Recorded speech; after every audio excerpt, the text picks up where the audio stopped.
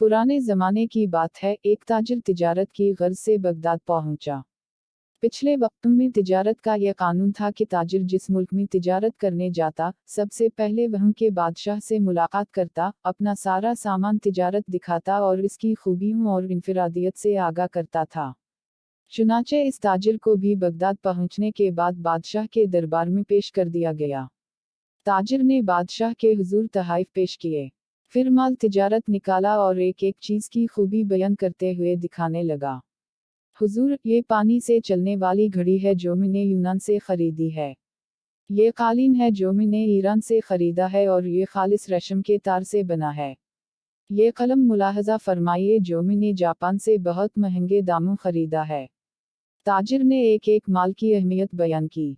बादशाह ने मुस्कुराते हुए कहा, बहुत खूब, तमाम चीज़ें बहुत उम्दा नायाब हैं जो तुमने ईरान, यूनान और जापान से खरीदी हैं, लेकिन ये तो बता कि तुम्हें हिंदुस्तान में हमारे शायान शान कोई चीज़ नजर आई। ताजिर ने बादशाह को मुतासिर करने के लिए कहा, यूं तो बादशाह सलामत, आपके शायान शान बहुत चीज़ें थीं, लेकिन जो चीज़ मुझे पसंद आई, इसको हासिल करने के लिए मुझे कुछ अरसा वहाँ क़ियाम करना पड़ता, जबकि मेरे पास सिर्फ 2 दिन का वक्त था। बादशाह ने पूछा, अच्छा वो क्या चीज़ थी?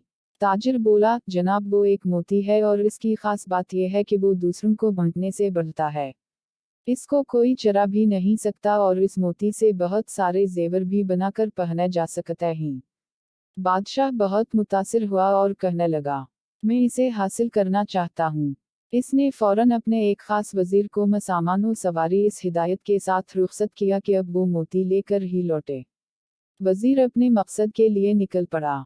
जंगलों, समंदरों, पहाड़ों और सहरा गर्ज ये कि हर जगह की खाक छान मारी।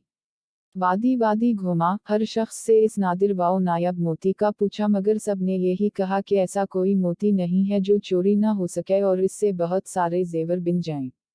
लोग इसकी बात सुनकर हंसते और कहते, मुसाफिर पागल हो गया है। यूं ही महीनों बीत गए, नाउम्मीदी के साए गहरे होने लगे, लेकिन बादशाह के सामने नाकाम लूटने का खौफ इसको चैन नहीं लेने दे रहा था।